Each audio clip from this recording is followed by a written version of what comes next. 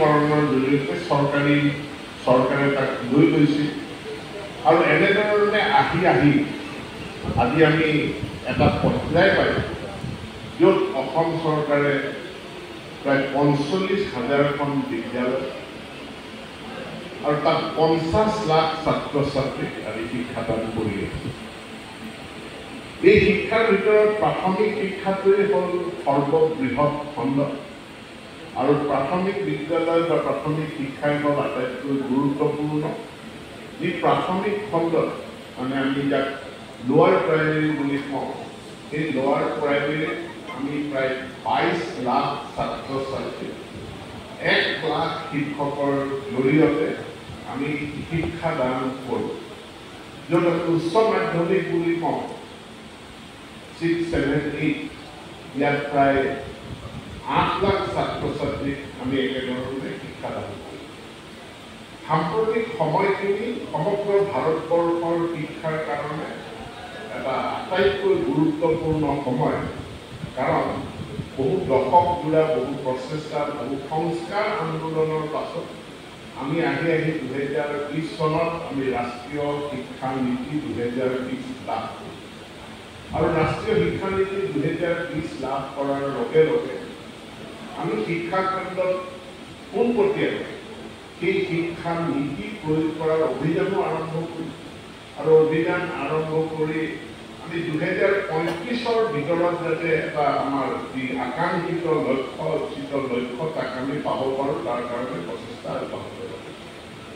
গুৰুত্বপূৰ্ণ পৰিৱৰ্তন এইটোৱেই যে আগত চৰকাৰী বিদ্যালয়ত শিক্ষাদানৰ প্ৰক্ৰিয়া ৬ বছৰ বয়সৰ পৰা আৰম্ভ হৈছিল। এতিয়া আমি ৩ বছৰ বয়সৰ পৰা অৰ্থাৎ প্ৰাক প্ৰাথমিক যি শিক্ষা ৩ বছৰৰ পৰা ৬ বছৰ বয়সলৈকে ইয়াকো আমি প্ৰাথমিক শিক্ষা হিচাপে সাঙুৰি লৈ আমি নতুন শিক্ষানীতি আমি প্ৰয়োগ কৰা আৰম্ভ কৰিছোঁ। ইতিমধ্যে অসম এই ক্ষেত্ৰত কিছু আগবঢ়োৱা।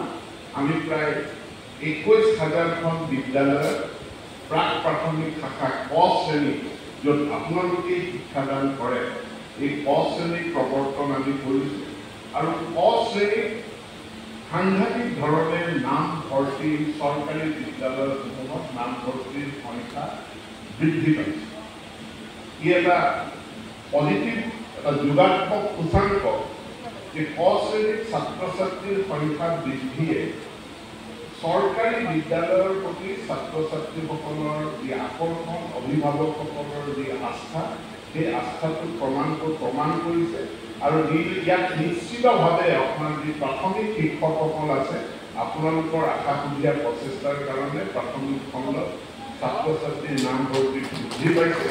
মই শিক্ষামন্ত্ৰী হিচাপে তাৰ কাৰণে আপোনালোকক ধন্যবাদ জনাইছোঁ, মই অভিনন্দন জনাইছোঁ। এয়া আপোনালোকৰ প্ৰাপ্তি। শিক্ষা বিভাগ এটা বৃহৎ শিক্ষানুষ্ঠানৰ সংখ্যা এটা বৃহৎ শিক্ষানুষ্ঠান। এইটো পিডব্লিউডি ডিপাৰ্টমেণ্টৰ লগত তুলনা কৰা নাযায়। পিডব্লিউডি ডিপাৰ্টমেণ্টৰ কিমানটা ডিভিজন আছে, কিমানটা ছুপাৰিনটেণ্ডিং ইঞ্জিনিয়াৰৰ অফিচ আছে, সেইটো আমনিবোৰত গন্তি কৰিব। কিন্তু শিক্ষা বিভাগত ৪৫,০০০টা শিক্ষানুষ্ঠান ক'ত কি চলি আছে, শিক্ষক আহিছে অহা নাই, ছাত্ৰ ছাত্ৰী আহিছে অহা নাই, আমি শিক্ষানুষ্ঠানলৈ পঠোৱা বস্তু গৈ পাইছে নে পোৱা নাই, পাঠ্যপুথি তেওঁলোকে সময়মতে পাইছে পোৱা নাই, এই গোটেই ব্যৱস্থাখিনি তদাৰক কৰা আমি কেইটামান ব্লক অফিচৰ ওপৰত বা কেইজনমান ব্লকৰ অফিচাৰ কাৰ্যকৰ্তাৰ জৰিয়তে ইয়াৰ টোটেল মনিটৰিং আৰু লগে লগে তাৰ ইভালুৱেশ্যনটো সেইটো সম্ভৱপৰ নহয়।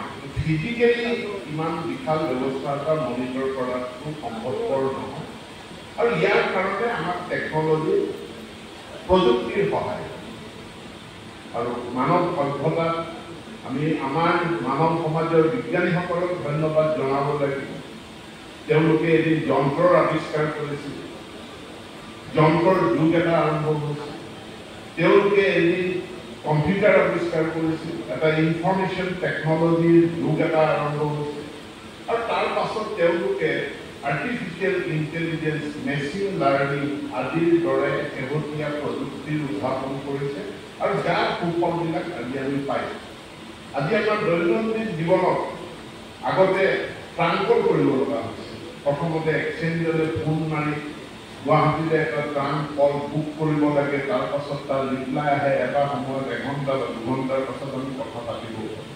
এতিয়া হাতত মোবাইলটো লৈ টিপা মাৰিলে আমি গুৱাহাটী, দিল্লী, বোম্বাই য'তেই আমি যোগাযোগ কৰিব বিচৰা মানুহজন নাথাকক, আমি যোগাযোগ কৰিব পাৰোঁ।